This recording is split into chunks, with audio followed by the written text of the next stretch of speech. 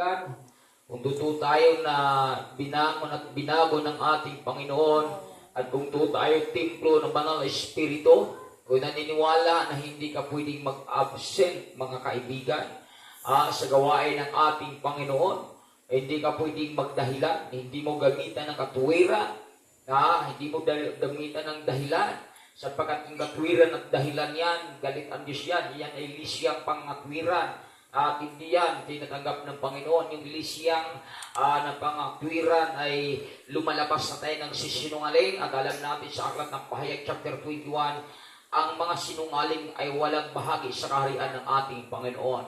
Kaya pag nagsisinungaling tayo, dahil tinatakpan natin ng ating pagkatao, dahil tinamad tayo, napagod tayo, kung anong dahilan natin, kaibigan, yung kapaguran mo, yung pag-alinlangan mo, yung dahilan mo, kaibigan, ingatan mo, baka yun ang magpapahamak sa'yo.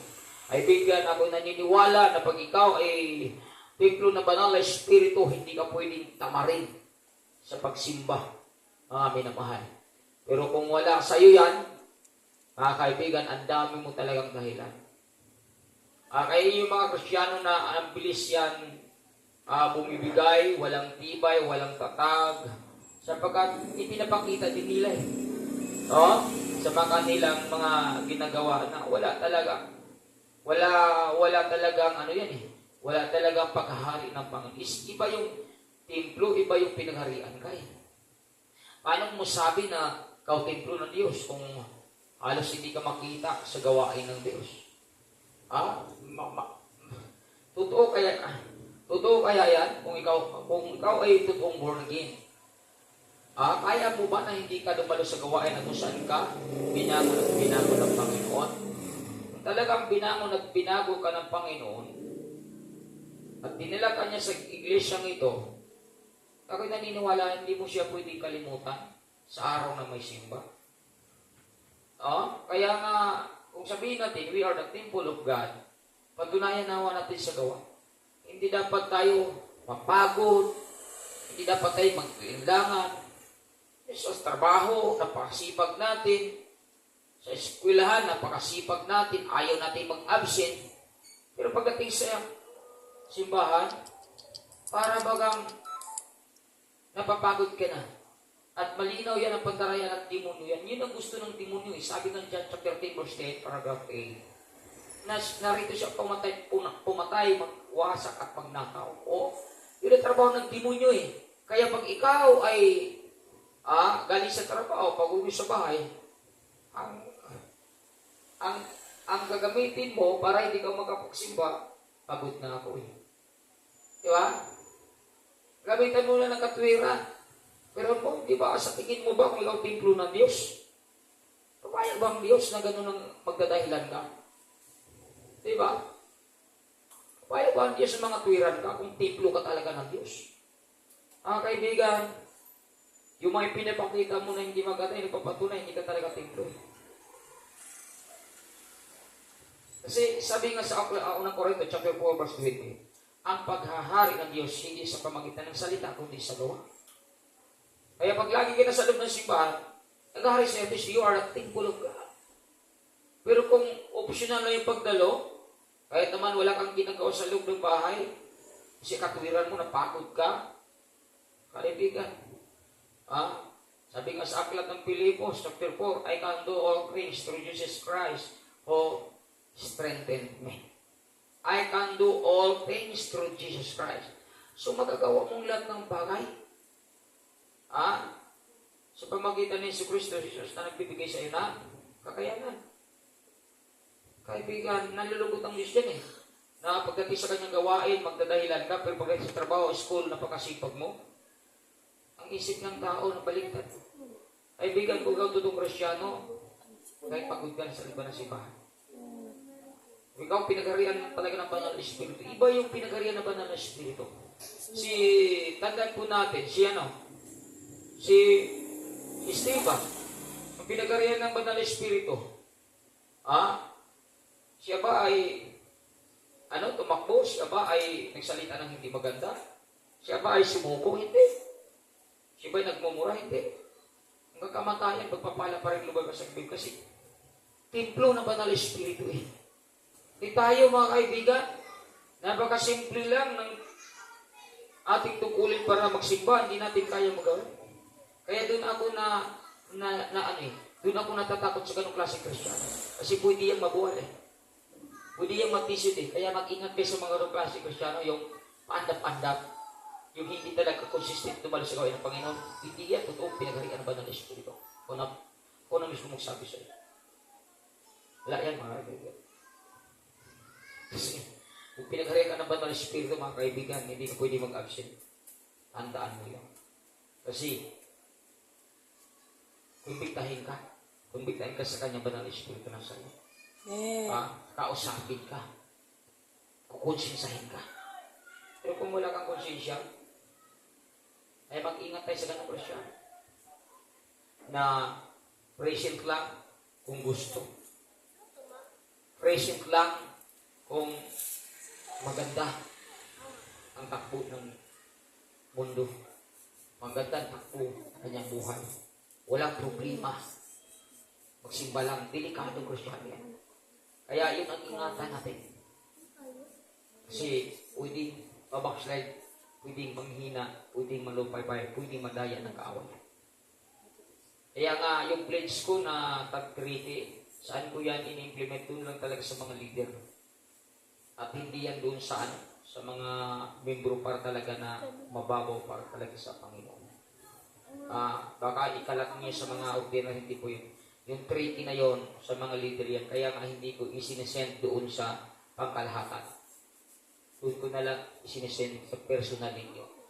O ang nakakatanggap doon, yun lang kung maasahan ko sa gawain ng Panginoon. Kaya hindi ako basta-basta mag-send ng gano'n doon sa mga kita ko na wala talagang maasahan. Kasi pag hindi ka maasahan, hindi kang titiklot mo.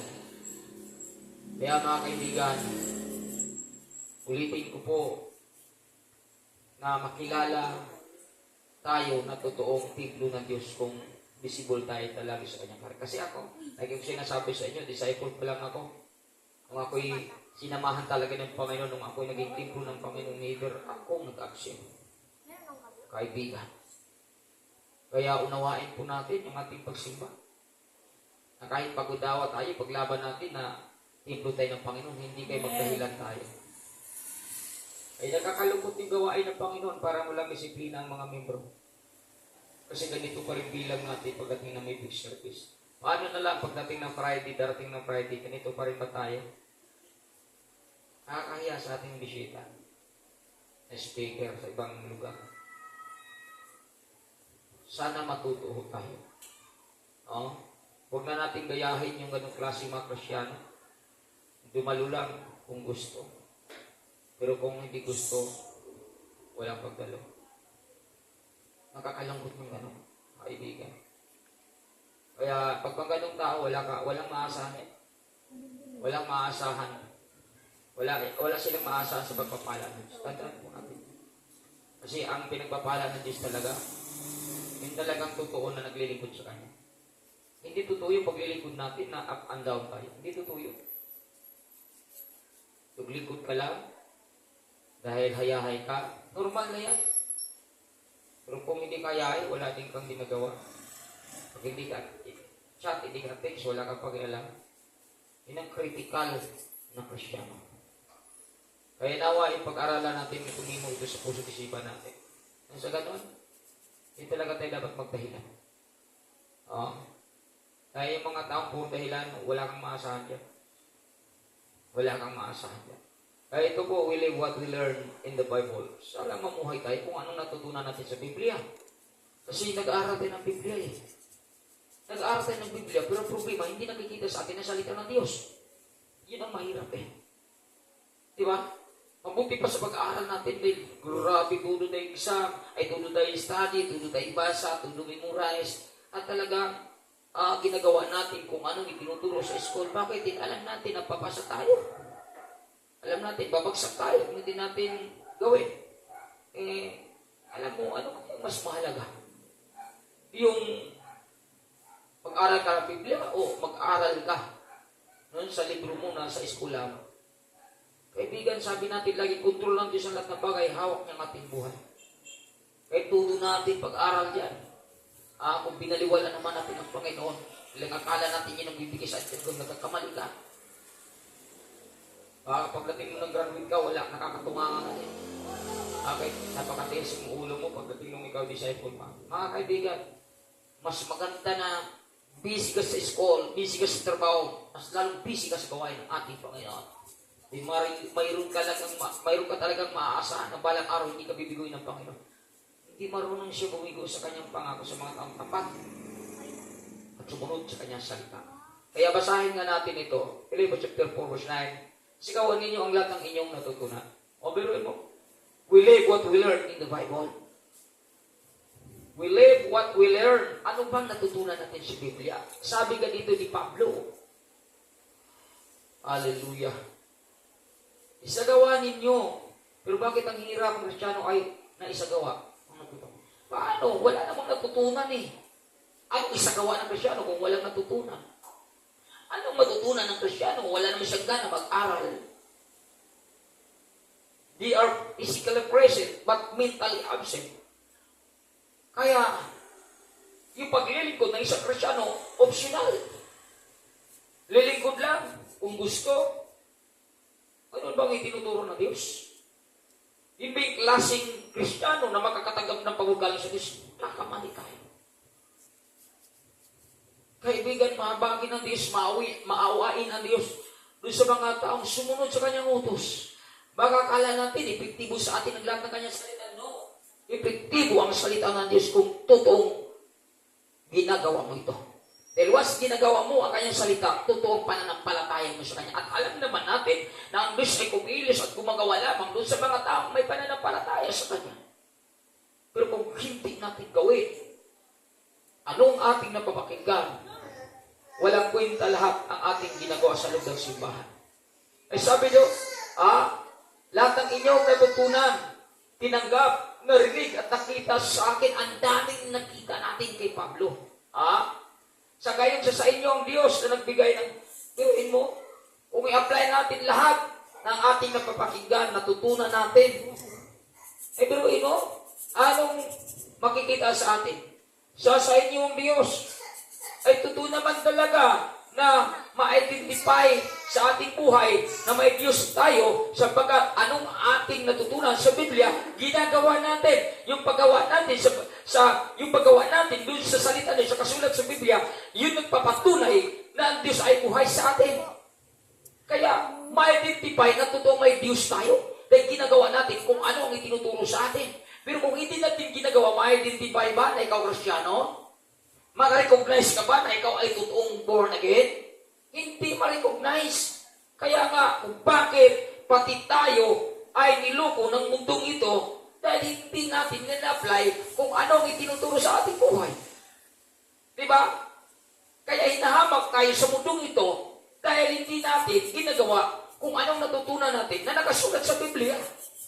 Kaya pati ang pangalan ng ating Panginoon minsan nahamak dahil walang nakita sa atin na salita ng Panginoon. Walang maturity, walang pagunlad, walang paglago, sapagkat hindi naman ginagawa kung ano ang itinuturo sa isang Kristiyano. Useless po yun, mga kaibigan. Ang ganda di ba? Sunod, pag-aralan. Ito, una, be humble. Sinong unang nagbigay ng halimbawa dyan? Pagdating po sa pagpapakumbaba. Grabe, ang ginamit ng buhay yan, ang ating Panginoon. Sabi dito, anong sabi dito sa supporting verse? Sabi sa talatang ito, Matthew 23:12, ang nagmamataas ay ibababa. Yung nagmamayabang. At tandaan po natin, ano bang ibig sabihin yan? Lagi tayo nagbabasa, pero baka hindi natin naiintindihan kung ano talagang klaseng pagmamataas ng tao. Alam mo mga kaibigan, yung tao na nagmamataas, yung mga tao na ayaw gawin ang salita ng Panginoon na itinuturo sa kanila. Yun yung mga Kristiyano na ayaw gawin ang salita ng Panginoon na itinuturo sa kanila. Yun yung mga taong nagmamataas. Yun ang ibig sabihin dito mga kaibigan, na nagmayabang ka, Kasi ang itinuturo ng Diyos ang nakasulat sa Biblia, ayaw mong gawin. Ibig sabihin, nagmamagaling tayo sa itinuturo niya. Nagmamataas tayo kasi ayaw natin gawin. Nandun ka sa loob na simbahan, born-again ka daw, Kristiyano ka daw, templo ka daw naman ng Espiritu, nagmamataas ka, ayaw mo gawin ang kanyang salita, mayabang ka. Ayun ang ibig sabihin, anong resulta? Ibababa ng Diyos yan. Pag ibaba ka ng Diyos, anong resulta? Para kang sanga na pinuputol doon sa puno at itatapon ka. Bakit? Ayaw ng Diyos na hindi natin sundin ang kanyang utos. Sabagat sabi nga sa unang 1 chapter 3 verse 4, ang paglabag sa kanyang utos ay kasalanan. Kung hindi natin ginawa ang kanyang utos, nagmamataas tayo. At magulat ka balang araw, naputol ka na. Hindi ka nakaanib sa simbahan. Naghinta na backslide ka na, nang lupay-pay ka na. Dahil ayaw mo makinig sa itinuturo sa iyo na nakasulat sa Biblia. Sino may kasalanan? Biblia? Diyos? Pastor? No, ikaw. Dahil hindi mo ginagawa kung ano ang itinuturo ng Diyos na nakasulat sa Biblia na ginagamit ng pastor para bahagi sa buhay. Sino may problema? Tao pa rin, mga kaibigan. Ayon, ibabagsak at ang nagpapakumbaba ay ipataas. Sino yung nagpapakumbaba? Yung laging sumusunod sa salita ng Panginoon. Yung laging ginagawa ang salita ng Diyos. Yung laging isinasabuhay ang salita ng Diyos. At yun ang mga nagpapakumbaba. At sabi niya dito, itataas niya. Walang imposible sa Diyos. Pag nahipo ang Diyos, yung pagpapakumbaba mo, tama. May pananampalatay pag-ibig. Mga kaibigan, magulat ka sa gagawin ng Diyos sa buhay mo. Kaya tingnan natin kung anong mangyayari ang unang sunod na talata ang ating Panginoon dito. Ito, sa Filipos chapter 2 verse 5 hanggang 9. Naway magkaroon kayo ng kaisipan tulad ng kay Kristo Jesus, na kahit taglay niya ang kalikasan ng Diyos, hindi niya pinagpalitang manatiling kapatid ng Diyos, pero ilikas niya pagka-Diyos nandiyan.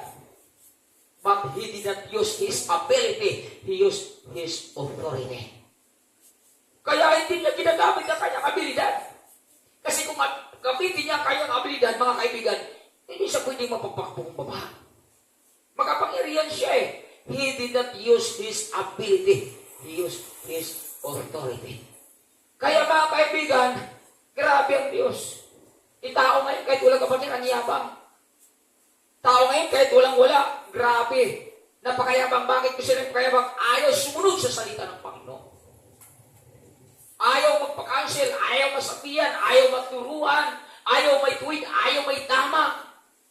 Grabe kayabang ang tao. Grabe pagmamataas. Pero ang Panginoon, mayroon na siya. Katangian niya, Diyos. Pero anong ginawa niya? Hindi niya. Itinutuloy na kampantay niya Diyos. Salip, ikusa niya binitawan ang pagiging kampantay ng Diyos. At namuhay ng isang alipin. At pag sinabing alipin, wala siyang karapatan para suwayin ang salita ng Panginoon kasulat sa Biblia. Alipin nga eh. Dapat ganun tayo. Wala tayong kaparapatan na suwayin ang sinabi ng Diyos na nakasulat sa Biblia. Dahil tayo ay tinuturing natin sariling alipin. Hindi sabihin, nagpapakumbaba ka. Hindi ka nagreklamo. Hindi ka nangakwiran. Hindi ka nagdadahilan. Dahil buo ang pananampalataya mo. Once na gagawin mo yun, bilang palatandaan ako'y nagpapakumbaba, parang araw itataas ako ng Panginoon. Sabi dito, namuhay isang alipin at pinanganak siya bilang tao. At nang siya ay maging tao, ito na. Ang ginawa niya nung siya ay maging tao, sunod. Talata, nagpakumbaba siya. At naging masunurin. Masunurin hanggang saan? Hanggang kamatayan.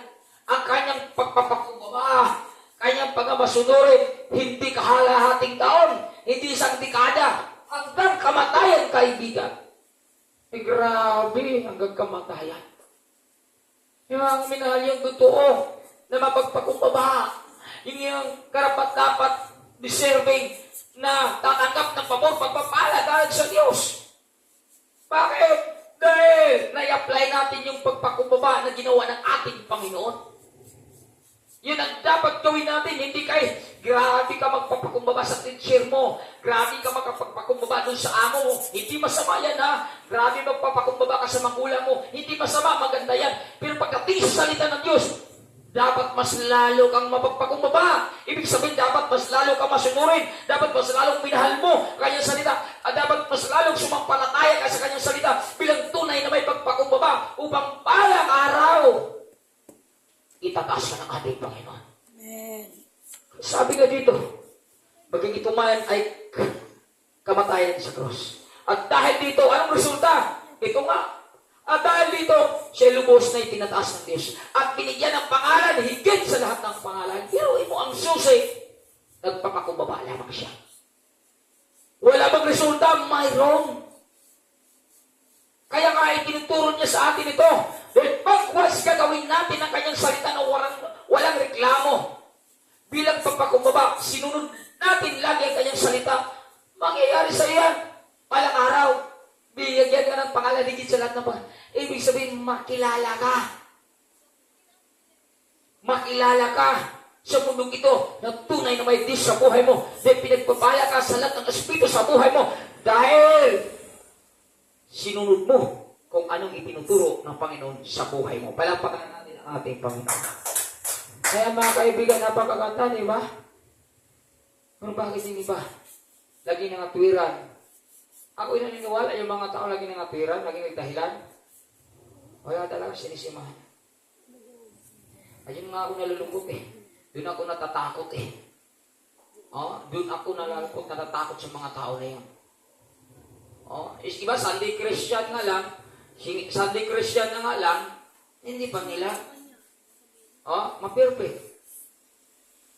Grabe. Kaya sunod, sa pag-aralan, ito dapat. Itinuturo sa atin ito. We live what we learn in the Bible. Ito ay honest. Number 40 verse. Sabi dito, Colossians chapter 3 verse 9, huwag kayong magsisinungaling sa isa't isa. Diba? Ang dami nga yung mga Kristiyano eh. Makalusot lang, ang daming dahilan, pero kasinungalingan na pala yun. Sa madaling salita, mayroon nang nararamdaman na hindi maganda. Inatake na sa laman ng kaaway, kaya yun ang sinunod niya. Laman, kaya nga lagi kong sinasabi, mamuhay kayo sa Espiritu. Huwag sa laman, sapagkat magkalaban ang dalawa na yan. Colossians chapter 5, di ba? Magkalaban ang dalawa na yan. Kaya tinuturo, mamuhay kayo ayon sa Espiritu. Huwag sa laman, sapagkat magkalaban ang dalawa na yan. Iba ang ninanasan ng laman, iba ang ninanasan ng Espiritu. Sino ba ang tunay na buhay mo? Laman o Espiritu? Kung ikaw kay Kristo, kung ikaw ay tunay na pinagkaluban ng Espiritu ni Kristo, sundin mo talaga ang Espiritu. Kung ang isang tao ay walang Espiritu ni Kristo, ay hindi siya kay Kristo. Biblia na po nagsabi. Kung isang Kristiyano, wala sa kanyang Espiritu ng Kristo, ay hindi siya kay Kristo.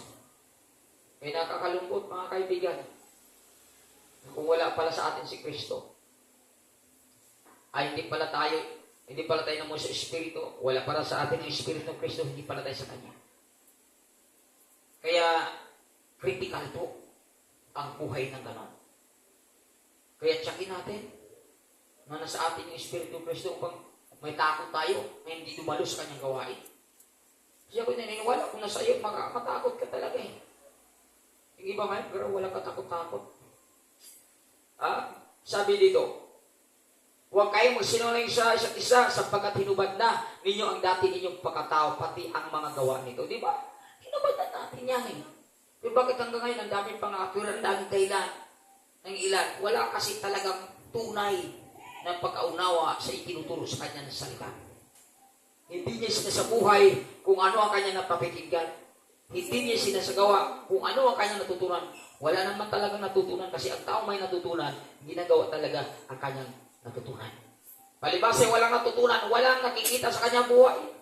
Kaya, mga kaibigan, dapat maging honest tayo bilang Kristyano. Kasi sabi ko nga sa aklat ng Hayag chapter 21, mga sinungaling, walang bahagi sa kanila.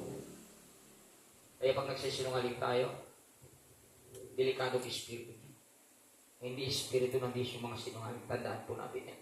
Kaya nga sa pahayag kung bakit ang mga sinungaling ay talagang impyerno ang putahan. Dahil ang Espiritu ng Diyos sa mga sinungaling. Ang Diyos ba nagsinungaling ba? Hindi po nagsinungaling ang Diyos kahit kailan. Kaibigan. Kaya nawa po, sakin natin na yung magiging tapat ay nasa ating buhay. Sunod na talata. Sabi dito, Ephesians 4 verse 12, dahil dito itakwil na natin ang pagsisinungaling at ay lahat ay magsabi ng totoo sa isa't isa sapagkat tayo bahagi na ng isang katawan. O kung bahagi tayo sa isang katawan, magsisinungaling pa ba tayo sa ating kapwa? Magsisinungaling pa ba tayo sa ating leader? Magsisinungaling pa ba tayo sa mga tao na kapaligid sa ating buhay? Hindi na. Kasi hinubad na natin ang dati nating pagkatao. Wala na yung dating pagkatao. Tayo ay bahagi na sa isang katawan. If you are part of the body of Christ, then you are honest. Diba? So, dapat yun na makita. Honest tayo, hindi kayo. Nasa sinungaling pa rin. Yung mga tuwirang natin ay na talagang kinakampihan natin ang ating laman. Kalalabasan mo, sinungaling tayo. Delikado yan. Kaya, bakit kaya naisulat ito? Sa unang kapanahonan pa, may mga Kristyano na talagang hindi tapat. Hindi totoo. Yung sa unang kapanahonan, bakit maraming napahamak? Maraming hindi nagtatagumpay. Maraming hindi nakapasok sa loob ng pangako. Dahil grabe tigas ang ulo ng mga tao nung unang kapanahonan. At dahil may mga tigas ng ulo nung unang kapanahonan, hanggang ngayon, mayroon din. Kaya paano nila tayo kung hindi tayo ganoon? Kasi natutunan talaga natin kung anong itinuturo sa atin. Pero kung wala tayong natutunan, grabe, tigas talaga ng ulo natin, hindi talaga tayo magiging tapat. Wala talaga sa atin yung salitang tapat, at kung wala sa atin yung salitang tapat, huwag natin asahan na may gagawin natin sa atin.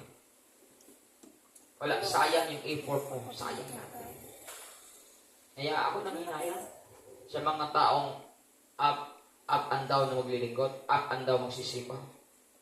Kung ako nga, na tao, nasasaktan sa ipinapakita mo, Diyos pa kaya? Ang Diyos, mga kaibigan, walang kinukonsente. Sabi ko nga, si Moises na pinili niya para iahon ang kanyang bayan sa Ehipto. Nung nagkamali, hindi ko nakonsente. Si Haring Saul, na pinili niya bilang hari sa kanyang bayan, nagkamali, hindi ko nakonsente. Tayo, sino ba tayo para konsente? Kaibigan, mag-ingat po tayo. Dapat huwag na tayong magsinungaling upang hindi tayo mabibigo sa pangako ng ating Panginoon. Sunod na talata. Gawin ka 13 verse 9, ang namumuhay ng tapat ay paghaharian ng kapibiruin mo. Kaya yung tapat na tao, ano yan mayroon kang kapayapaan. Kasi alam mo, gagapin mo ang Panginoon na makapangyarihan. Pag hindi ka tapat, ang bilis mo ang bilis mo mabalisa. You are always distressed. You're always stressed. Hindi ka lang na-stress, na-distress ka pa. Bakit? Ito ka, likong landas. Yun ang ginagawa mo. O kaya, malalantad ba? Malalantad pa lang araw talaga. Paano hindi malalantad? Makita yan sa mukha mo. Makita yan sa ginagawa mo. Makita yan sa action mo. Makita yan sa motibo mo. O bakit? Dahil yung mga tao na hindi tapat sa Diyos, hindi tapat sa kanyang salita, hindi honest sa kanyang salita. Kaya mapalad yung mga taong tapat kasi may kapayapaan yan. Kahit may pinagdaanan, may kapayapaan yan. Dahil may Diyos na nag-control sa kanila. May Diyos na tutulong sa kanila. Ang taong matuwid, may suliran man, sa tulong ni Yahweh, agad maibsan. Matuwid, tapat, totoo, kinakalinga, kinupkop ng ating Panginoon Kristo yan. Kaya kung tapat ka, wala kang pwedeng alalahanin. Dahil mayroon talagang gagawin ang Diyos sa'yo. Ay tapat ka. Pero kung hindi ka tapat, kunting bagyo lang, tago ka na sa ilalim ng bahay. Parang sisiw. Yung sisiw, pag nagbagyo, yung manok na lang, diba, pag may bagyo, sana punta yan sa ilalim ng bahay. Sa probinsya namin, sa ilalim ng bahayan. Pumunta. Pero yung agila, pag nagbagyo, nako, sumasayaw yan. Doon sa bagyo. Yun ang paborito niya. Dapat parang agila tayo. Maging agila naman talaga tayo kung ang ating napapakinggan na salita ng Diyos ay talagang ibig siya na buhay natin. Kasi once sa buhay mo yan, ibig sabihin, ang Diyos ay tunay ang iyong pinaniniwalaan sa buhay mo. Hindi yung sarili mo. Hindi yung pangarap mo. Diyos pa rin talaga ang pinaniniwalaan mo na may gawin siya sa buhay mo. Kaya pagdating na may digmaan, ay grabe ka. Hindi mo kinukontra. Kundi, yung minamahal, yung inahandog sa ating Panginoon. And alam mo na ang labang ito, laban hindi sa'yo, kundi laban sa Diyos. Ikaw lang ay ginagamit para magtagumpay ang Diyos sa buhay mo. Laban ni Moises. Sa kanya ba yun? Hindi Si Moises, laban niya yun? Hindi. Ginamit lang si Moises ng Diyos para magtagumpay ang Diyos sa kanyang buhay. Lahat naman sa digmaan, ang Diyos ay laging may ginagamit na tao. Diba? Sa lahat ng digmaan, ang Diyos ay may ginamit na ihemplo para magtagumpay ang Diyos sa buhay mo. Kaya nga, todo ang Diyos instruction, todo ang Diyos payo, ang daming pinapayo ng Diyos. Dahil, andyan siya sa likod mo. Sa digmaan, ikaw lang ginamit niyang ihemplo para magtagumpay siya sa buhay mo. Kaya, ang daming instruction ng Diyos nasa Biblia. Kasi hindi siya mismo ang magkatawang Diyos para lalaban. No. May tao siya gagamitin. Kaibigan, para magtagumpay siya sa buhay mo. Diba? Yung Moises, nagtagumpay ang Diyos kay Moises. Bakit? Lahat ang sinabi ng Diyos kay Moises, ginawa ni Moises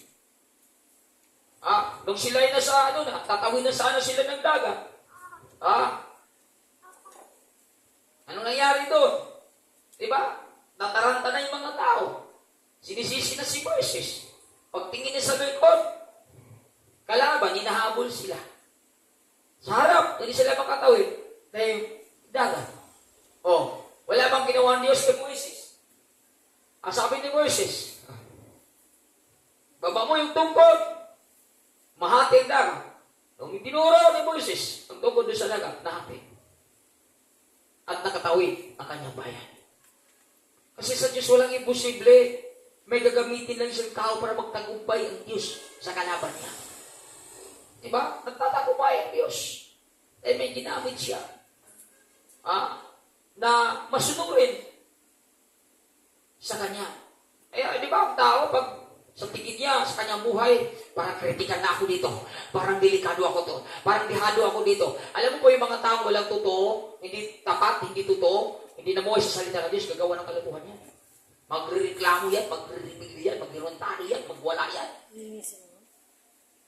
Pero kung ikaw ay namuhay ka sa salita ng ituturo sa'yo, ang daming sinasabi yan sa'yo, manatan ka lang, relax ka lang, may kapayapaan ka din, alam mo sa buhay mo, may Diyos na tutulong sa'yo. Palapagan natin ang ating Panginoon.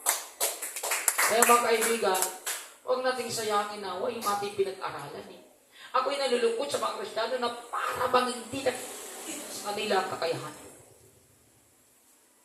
Critical, you are in a critical situation.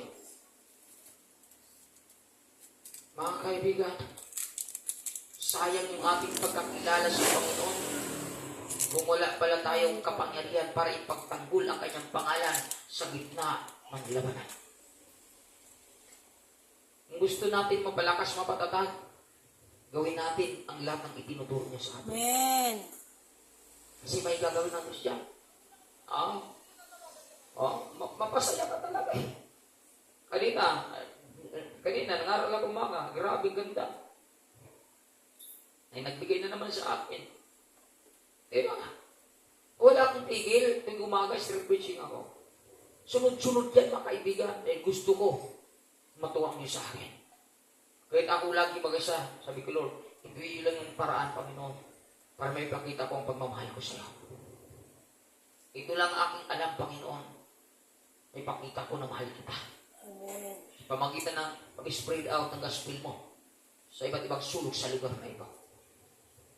Wala akong pakialam sino sila sa buhay ko. Ang importante may pangalan ko ang Panginoong si Kristo. Di ba? Eh, minsan di ka maintindihan ng mga tao. Minsan pinagtatawanan ka dahil lagi ka nila makikita dyan. Ano naman talaga eh? Diba? Hindi ko naman asawa. Bakit? Ginawa ko ba ito para sa sarili ko? Ginawa ko ba ito para sa tao? Ginawa ko ito para sa Diyos. At dahil para sa Diyos ko ginagawa ito, hindi mo talaga kung maintindihan. Kasi Biblia yan eh. Wala nakakaintindi sa'yo sa ginagawa mo. Ang nakakaintindi yan, ikaw lang at ang Panginoon Kristo na sumasayo. Palapakan natin ang ating Panginoon. Kaya mga kaibigan, hindi tayo nagsasawa. May tapat tayo doon sa kanyang salita. Kaya, magpakilala talaga ang Panginoon. Hindi lang tayo kaya nga, pero huwag magpakatatag kayo at magpakatapang. Alam mo yung hindi masasayang ang yung ginagawa sa karya ng Diyos. Kung hindi mo alam, wala ka talagang tatag, wala kang tapang. Pero kung alam mo, may tatag at tapang ka. Dahil alam mo, ang salita ng Diyos, hindi ordinaryong salita, katulad ng salita ng tao. Napakaganda kasi pag maintindihan mo yung salita ng Diyos. Kasi mabibigyan mo talagang quality sa paglilingkod natin sa Kanya. Di ba? Kaya mga kaibigan, unawain natin ito. Kasi ang tapat ay paghaharian ng kung saan nandun ang Espiritu, naghahari din ang kapanggalan, naghahari din ang kapayapaan ng ating Panginoon Kristo. Sa aklat ng Korinto. Kung saan naroon ang kanyang Espiritu, naghahari din ang kapayapaan ng tao. Kaya kung nasa yung Espiritu ng Diyos, then you live in peace. Mayroon kang kapayapaan. Kapamuhay ka na may kapayapaan because there is the Holy Spirit that is in you. There is the Holy Spirit that abides in you. There is the Holy Spirit that takes you and being a servant of God, the Holy Spirit is always abide whatever you do. Tinandun yung kapayapaan mo. Kung wala sa iyong Espiritu ni Kristo, isang bulong ng demonyo, ay, wala ka na kapayapaan. Uurong ka na. Dahil ang demonyo, titirahin talaga yung katawan mo panlupa, laman. Pag tinitira ka na sa laman, hindi mo talaga magawa kung ano ang iyong naumpisa. Kung ano yung pangako mo. Kung ano dapat mong gawin.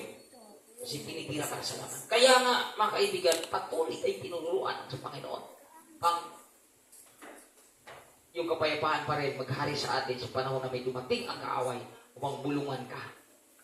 Ang galing ng kaaway, gagamitin talaga niya mga bagay sa mundo ito para manghina ang tao. Yun naman talaga niya technique eh. Yun naman talaga ang kanyang gagamitin eh. Yung mga bagay sa mundong ito, na kung saan yun ang gusto mo, yung mga bagay sa mundong ito, na kung saan pinapangarap mo, yung mga bagay sa mundong ito, na kung saan ninanasa mo, minsan yung gagamitin niya para mawala ang kapayapaan mo. Kaya kaibigan, dapat we live what we learn in the Bible. Nang sa ganun, hindi tayo mauga kahit anong magpain ng kaaway sa mundo nito. Palapakan natin ang ating Panginoon. Sunod na pag-aralan natin. Kawikaan 11:3, ang tuntunin ay ng matuwid ay katapatan, ngunit ang masama ay wawasakin ng kanyang kataksilan. Anong susundin natin dyan? Kung magpakasama tayo, Kristyano, magpakasama tayo, kawawa naman tayo dyan. Ano bang ibig sabihin masama? Kung hindi ka lagi nakikita sa harian ng Panginoon. Kung hindi mo ginawa ang kanyang salita, masama tao ko. Kung hindi mo nilalakaran ang itinuturo sa iyo, masamang Kristyano ka. Yung hindi ka visible sa gawain ng ating Panginoon, masamang Kristyano yan. Anong nangyayari? Delikado ka, wawasakin ka na. Taksil pala yan, mga kaibigan. Pero mo, tinuturuan ka mula noon hanggang ngayon, pero hindi mo pa rin mag-comply sa sarili mo. Sabihin mo, born again ka. Sabihin mo, nasa iyo, banal na Espiritu. Sabihin mo, ay ikaw ay bagong buhay na. Huwag mo akong lukuhin, kaibigan. Kasi ang totoong may bagong buhay. Kaibigan, you are always visible in the kingdom of God. Yan ang totoo. Ilumang buhay pa rin nakita sa iyo. Hindi pa rin nakita sa iyo totoo larawan ni Kristo. At kung siya tinanggap mo, may kapangyarihan ka para gawin ang kalooban niya. Kasi tutulungan ka sa panahon, ikaw ay nanghihina. Kasi tinanggap mo siya eh. Pero kung hindi totoo na si Kristo ang tinanggap mo, walang tutulong sa iyo. Kaya pag walang tutulong sa iyo, ang sinusunod mo, sarili mo. Kaya yung paglingkod mo, optional na lang, kawawa tayo kaibigan, delikado. Kaya wasak ang buhay natin. Kung ikaw mag-quit, grabe. Mayroon ka pagpapala na asahan sa Panginoon. Ang hirap kasi maglingkod na tayo ay masama eh. So wala kang asahan sa Diyos. Pero kung matuwid ka, mayroon ka talagang antayin at abangan na gagawin ng Diyos. Diba? Naglingkod na lang tayo, naborn again na lang tayo, dapat yung matuwid na pamumuhay ay dapat makikita sa ating buhay. Kasi naborn again na tayo eh. Born again ka, masama ka. Bakit ito siya rin masama? Hindi ka nakikita sa midweek service. Hindi ka mag-iisa sa gawain ng Panginoon. O mayroong ini-implement, mayroong kang sarili ting katangian na ipahira sa buhay mo. Hindi ka mo makipag-isa. Tapos sabihin mo, you are the part of the body in Christ. Hindi ka parte doon. Kung hindi ka nag-iisa, hindi ka involved doon sa paglawak sa gawain ng Panginoon, you are not a part of the body in Christ. Ang parte sa buhay, ang parte sa iglesia ni Kristo, yung mga tao may ginagawa sa kaharian ng ating Panginoon. Yung mga taong tumulong, yung mga taong matuwid, yung mga taong tapat sa kanyang salita. Yun yung totoo mga kaibigan. Sunod. Pangatlo, love your enemy. Ito mga kaibigan, itinuturo sa atin ito. We live what we learn. Itinuturo ito kasi kaya dapat isabuhay natin ito. Ano sabi dito? Supporting verse. Sabi dito mga kaibigan, Matthew chapter 4, 5:44. Ngunit ito naman ang sinasabi ko, ibigin ninyo ang inyong mga kaaway at ipanalangin ninyo ang mga umuusig sa iyo. Ano sabi? Mahalin daw ninyo kaaway. Ang hirap. Pero yun ang sinabi ng Panginoon. Idalangin ninyo ang umuusig sa iyo. Mga kaibigan, ang ganda. Ang sinasabi at tinituro niya. Pero pagdating sa tao, ay hindi na umuwi sa salita ng Panginoon, hindi ito nakumpay ng tao. Kasi, he did not live what he learned. Hindi siya namumuhay kung ano ang kanyang natutunan. Inignore niya. Maraming Kristiyano na hindi nakita ito eh. Diba?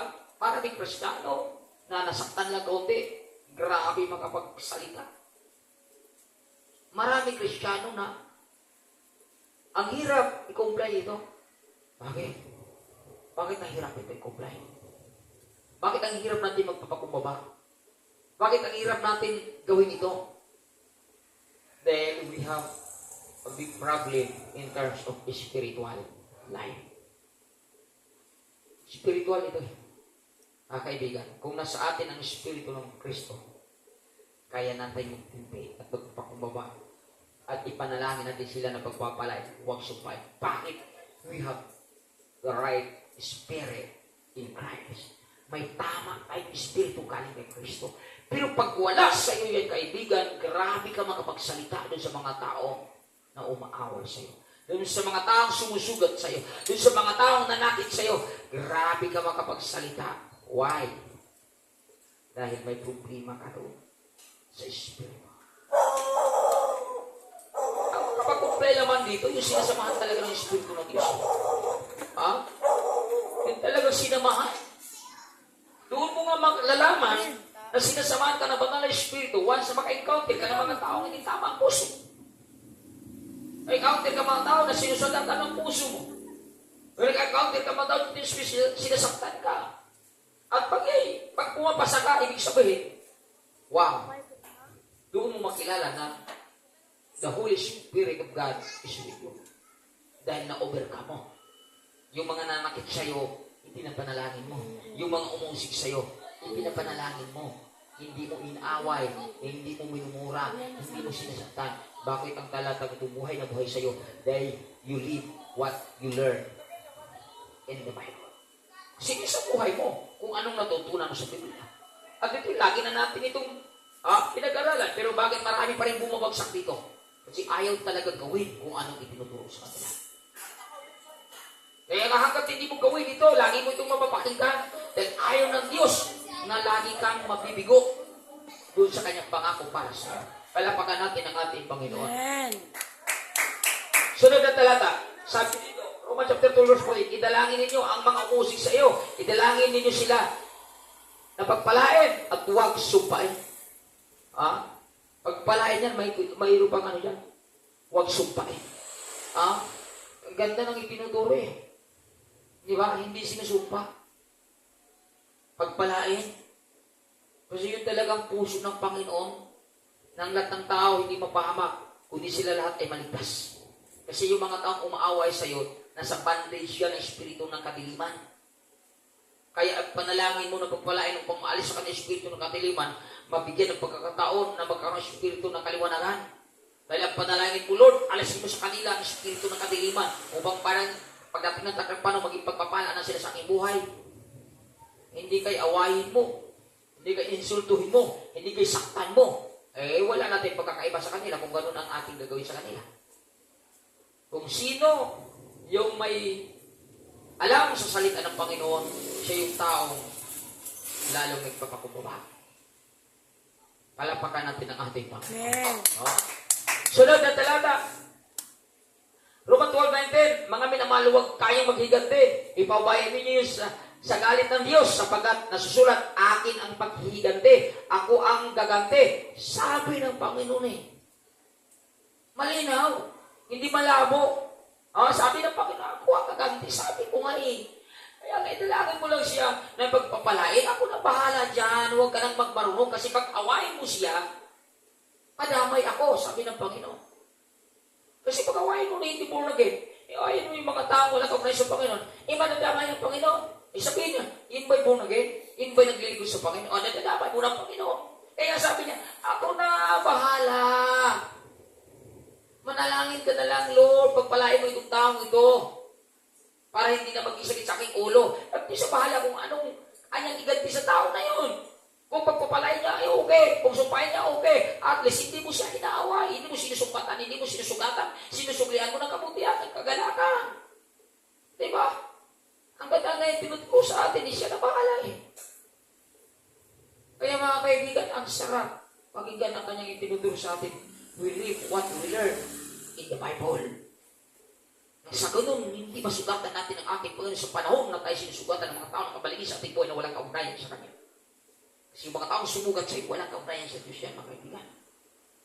Huwag mong patulan, dahil pag pinatulan mo ang isang taong magmang, masigit ka pa naging magmang. Kaibigan, huwag natin idabay ang Panginoon. Sa panahon ng mga tao na nakit sa atin, ipairal natin ang talatang ito upang matuwa sa iyo ang ating Panginoon Kristo. Palampakan natin ang ating Panginoon. Amen. Sunod na talata. Pang-apat, iwasan natin yung mabuhay sa laman. Avoid living the flesh. Maraming tao ngayon eh. Maraming Kristyano ngayon, sinusunod pa rin yung gusto niya. Sinusunod pa rin yung laman niya. Sinusunod pa rin yung motibo niya. Sinusunod pa rin yung mga mundong gawain. Sabi na nga sa aklat ng Romans chapter 12 verse 2, mag-iba na kayo magpagong isip, huwag na kayo umayon sa mundo ng ito. Pag mapati ninyo, ang lugar ng sumanang tama, ang ganap. Pero yung siyempre makulit yung mga ibang Kristyano. Wala pa rin. Pasaway pa rin. Noon hanggang ngayon, grabe. Kaya nga dito sumakit ang ulo ni Pablo. Sa mga Kristiyanong ganito. Grabe. Umiyak si Pablo sa mga tao na yan. Namumuhay pa rin sa laman. No? Grabing tungkulin ni Pablo during the time. Umiyak siya. Hindi siya ang nagpapaiyak kung siya'y makasanlibutan ba. Siya ang nagpapaiyak. Bakit? Ginagapos niya yung mga mananampalataya kay Kristo eh. Siya ang nagpapaiyak. Yun ngayon siya ginamit na ng Diyos. Siya yung ngayon ang umiyak. Grabe ang layo ng pagkaka-iba nung siya ay tinawag at hindi tinawag. Kasi mula siya sa hindi tinawag, salbahe siya, mamamatay tayo siya. Nung si Stephen nga, pinatay, isa siya sa mga tao doon, nakasama. Napakasalbahe niya. Pero tinawag siya ng Diyos, wala magagawa ang tao. Anong siya tinawag na siya na ngayon umiyak. Siya na ngayon nang nagsakripisyo magtiis. Kaya ito yung mga tao na sakit sa ulo ni Apostol Pablo during the time. Namumuhay pa rin sa laman, kahit tinuruan ng mabuting balita. Sabi dito, ang pagsunod ng hilig laman ay naghatid sa kamatay. Biruin mo. Tinuruan na tayo, mag-iba na tayo, magbagong isip, mag-iba talaga eh. Nadaya pa rin. Nag-aaway. Biruin mo, sino na nadaya? Daming nadaya nun yung mga sister natin. We are a descendant. Sila ang ating sister, dahil nauna sila sa atin. Sila ang unang nadaya. And we are a descendant. Mapalad tayo dahil mayroon natin pinangawakan ng kanilang nararanasan. Pero kung tularan pa rin natin ang kanilang nararanasan, wala nang pananagutan ng Panginoon sa atin. Bakit? Mayroon ng ancestor na nangyayari na hindi maganda sa kanila noon. Tutularan pa ba natin na mayroon na dapat tayong gahit? Mayroon na dapat ng pattern? Hindi na. Huwag na tayong bumuhay sa alaman. Kamatayan yan. Ngunit ang pagsunod sa Espiritu ay nagdudulot ng buhay at kapal. Ang ganda eh. Kasi pag nabuhay kayo sa Espiritu, lagi mo sinusunod ang kalooban ng Kristo. Pag nabuhay kayo sa Espiritu, ang pinakahumalingan mo ng mga bagay, panlangit, hindi pang mundo. Ang binibigyan ng importansya sa buhay mo, hindi mga bagay sa mundong ito, kundi mga bagay na panlangit. Dahil panlangit ka, hindi ka pang mundo. Kung mayroon ang mas mahalaga sa iyo, hindi mga bagay sa mundong ito, hindi kayamanan sa mundong ito, kundi mga bagay ng panlangit. Kalooban ng ating Panginoon Kristo. Pagkat namuhay ka sa ayon sa Espiritu. Ganda mga kaibigan.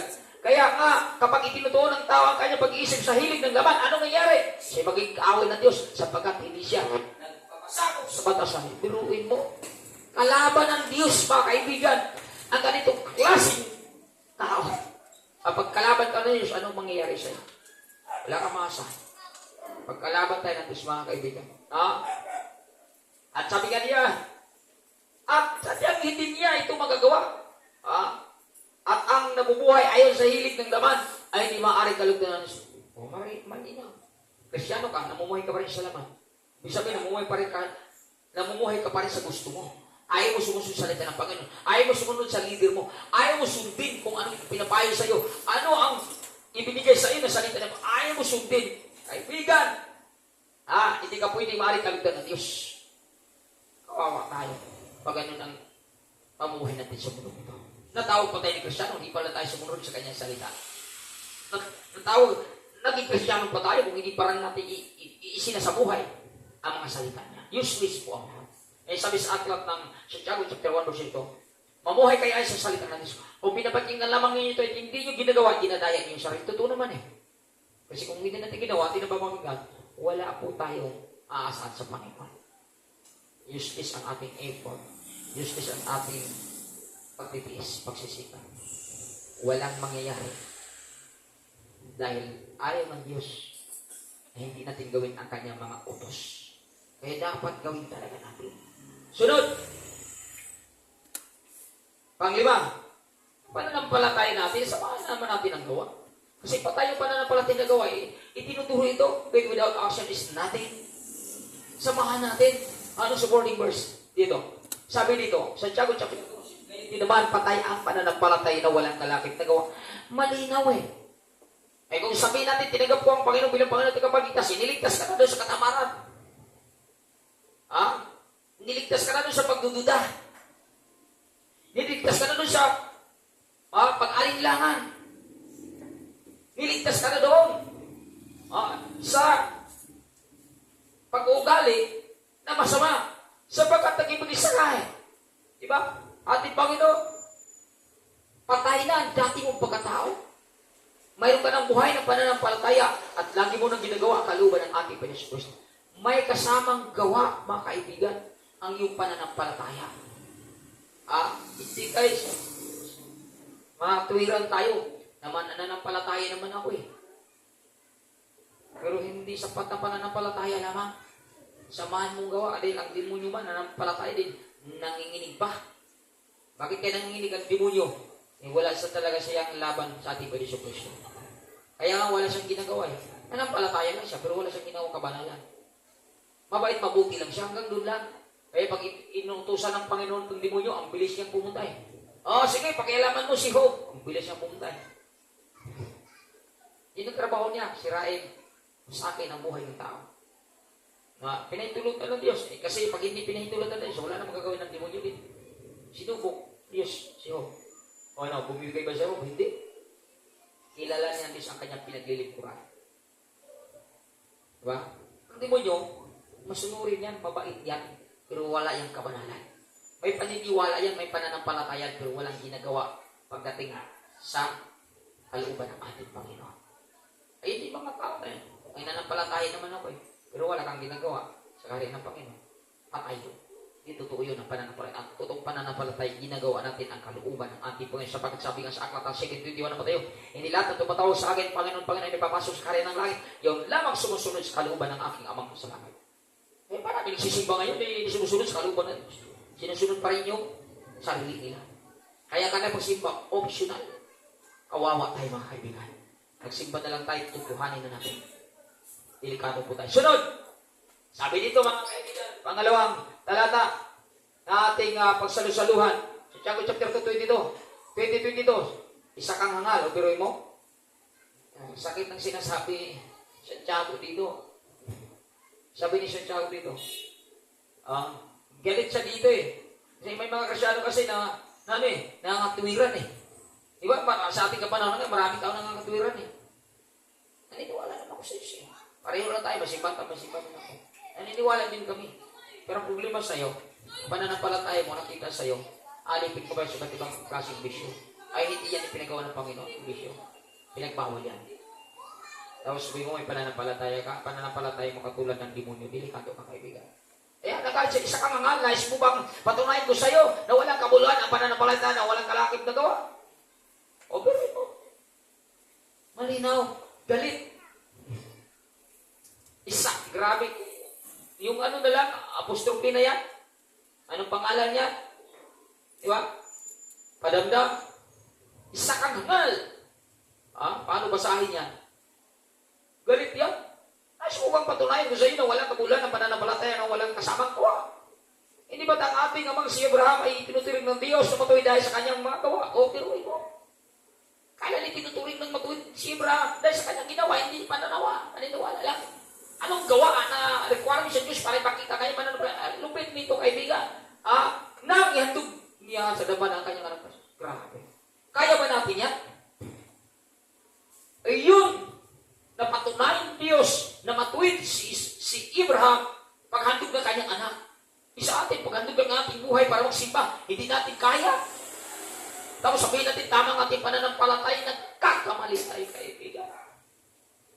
Nalulungkutan Diyos sa ganong kasi mga tao. Sino pa pangalan, hindi mo kayang i-comply. Na hiningiling ko yan, na kasunod sa Hebrew chapter 10, 25, hindi mo kayang i-comply, hindi mo kayang ma-perfect. Tapos sabihin mo sa akin, tama, pananampalataya mo. Mga kaibigan, malinaw dito. Galit si Santiago. Isa kang hangal. Sinong tinutukoy niya? Yung mga tao na may pananampalataya, pero hanggang katwiran lamang, walang kalakip na gawa. Dati ganun Kristiyano sa ating kapanahonan ngayon. Kala Diyos, mahabagin naman, Diyos pag-ibig naman. Kahit naman hindi ko magsimba wala namang ginawa masama. Hindi mo ba alam, yung hindi ka pala nagsimba, masama ka na. Masama na yan, mga kaibigan. Kasi tinuturo lang siya, sinusuway mo, ibig sabihin, nagmamataas ka. Hindi ka nagpapakumbaba. Sino ba tayo para magmamataas sa Diyos? Wala tayong kakayahan. Kaibigan, yung ating pagkakilala sa Diyos, naway ayusin natin. Kasi kaya ako, umiiling ako sa mga Kristiyano na wala talagang tunay na katapatan pagdating sa pagsunod sa kalooban ng ating Panginoon. Kaya delikado tayo. Yung ating pananampalataya, samahan natin ang gawa. Grabe, nalulungkot ang Diyos mo. Hindi ka na makapagsimba dahil pagod ka na. Seryoso ka sa trabaho, negosyo, pag-aaral, pero pagdating kay Kristo, wala ka talagang gana. At malinaw na dinadaya ka ng demonyo kung ganun yung pakiramdam mo pagdating sa pagsimba. Malulungkot ang Diyos yan, mga kaibigan. Sunod! Sa Jacob 20:22, dito ay makikita mong magkalakip ang kanyang pananampalataya at mga gawa. At naging ganap ang kanyang pananampalataya dahil sa kanyang mga gawa. So maging ganap ang ating pananampalataya kung mayroon tayong gawa. So hindi pwede na pananampalataya lamang. Kinakailangan may gawa. Dahil dun sa gawa, naniniwala ang Panginoon na totoo at tunay ang iyong pananampalataya. Kaya palakpakan natin ang ating Panginoon. At maraming salamat sa bawat isa na narito. Lahat po tayo tumayo upang manalangin sa pagtatapos sa gawain ng ating Panginoon. Yes, Lord, hallelujah. Purihin ka, sambahin ka, dakilain ka, luwalatiin ka, Lord. Napakabuti mo sa buhay na hanggang ngayon, Panginoon, patuloy mo kaming tinuturuan. Patuloy mo kami, Panginoon, na tinutulungan upang maisabuhay namin ang iyong salita na iyong itinuturo sa amin upang kami makakatanggap ng pabor ng mga pangako mo, Panginoon. Ayaan mo, Lord, na tunay nga po, Panginoon, na aming mapaninindigan ang aming pagkakristyano, Panginoon. At ayaan mo, Panginoon, na may sagawa namin anumang itinuturo mo sa amin. Ayaan mo, Panginoon, maitaas ka namin, Panginoon, sa aming pinag-aralan ngayon. Dahil lahat ng ito ay sa buhay ng bawat isa sa pangalan ni Jesus. Lord, tulungan mo kami, Panginoon, dahil kung wala pagtulong mo, hindi namin makumply ang lahat na itinuturo mo sa amin ngayon. Kaya nakikiusap po kami, nagmamakawak po kami, bigyan mo kami ng tunay na kapangyarihan, tunay na karunungan, upang makumply namin ang lahat ng aming pinag-aralan ngayon. Na sa ganung balang araw, Panginoon, kami ang makakatanggap ng pabor ng mga pangako mo, sapagkat sa bawat itinuturo mo, pag ito'y kinukumply namin, mayroon kang inanda na pagpapala, tagumpay sa bawat pangarap ng aming buhay. Sa pangalan ni Jesus, ipahintulot mo na, Panginoon. Maraming salamat, Panginoon. Hayaan mo, Lord, ng bawat isa, Panginoon, na narito. Panginoon, dalangin ko po pagpapala, physical, spiritual, financial, material. Pagtuloy mo sila, Panginoon, pagpalain, Panginoon, makapamoy sumulit ng mga kagalakan. Lahat, Lord, na tumutulong sa 7th year anniversary. Panginoon, piplay sa may pananampalat, pag-ibig. Lord, huwag mo nawa akong biguin bilang lingkod mo na tinawag, pinili, hirang, upang pagkatiwalaan ng gawain mo. Pagpalain mo na lumusan ang lahat na tumutulong, Panginoong Diyos, sa 7th year anniversary. Panginoon, maraming salamat. Umaasa po ako na hindi ako mabibigo sa aking panalangin sapagkat ikaw ang Diyos na tumawag sa akin. Maraming salamat, Panginoon, sa lahat ng tumulong. Pagtagumpayin mo sila sa lahat ng pangarap ng kanilang mga buhay, Panginoon. Maraming salamat. At dayahan mo, Lord, ang bawat isa na narito ngayon na uwi sa kanilang bahay, Panginoon. Ingatan mo, gabayan mo upang Panginoon, makarating sa kalandahan ng ligtas at punong-puno ng kagalakan. Lord, kalugdan mo nawa, tanggapin mo nawa ang aming papuri pa sa pagdakila sa gabing ito. Sa tanging pangalan ni Jesus, Amen and Amen. Palapakan natin malakas ang ating Panginoon. Maraming salamat. Diyos po ang